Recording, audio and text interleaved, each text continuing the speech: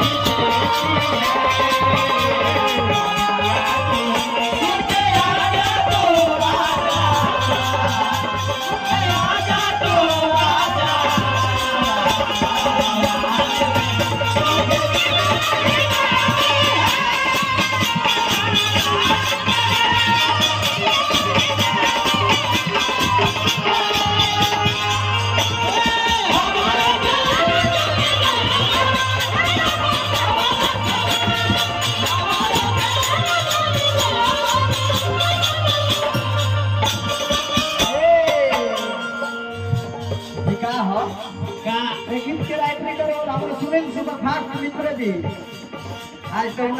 बेचारू के बाबा धाम जाके तैयारी रहो, लेकिन चौधरी परिवार में लड़का हमरा के आगे बढ़ाए में हमने के लगे ढोलक झाल बेन जो ना रहे, लेकिन हमारे गांव में एक पीस चौधरी बारे, चार भाई वहाँ के बानी, चार भाई हमनियों के, लेकिन वह चार भाई के सबसे छोट भाई सुनील चौधरी जेकर सपोर्ट से आज हमें जगह खड़ा होकर गावता नहीं। जब हमने के दुनिया जाना रूम में बंद होकर सीखी तो लोग अगल बगल जाए वाला मजा लेवे के कोई पूछबो ना करता हो, लेकिन भैया वो दीदी चाची लोग भाई लोग रउआ सबके सपोर्ट जेकरा पर हो जाए प्रधानमंत्री बनत में देरी ना लागे। लोग आज के हमार मजाक उड़ावत रहे, हमार मित्र चौधरी जी के जे लोग मजाक उड़ावत रहे, आज हमने के जबरी कहला के तनी बैठा के प्रोग्राम बना ले चलवे, लेकिन चौधरी परिवार के देन हो आज ये जगह पर हम खड़ा होके गावता नहीं। सुनील सुपरफास्ट तो लिखले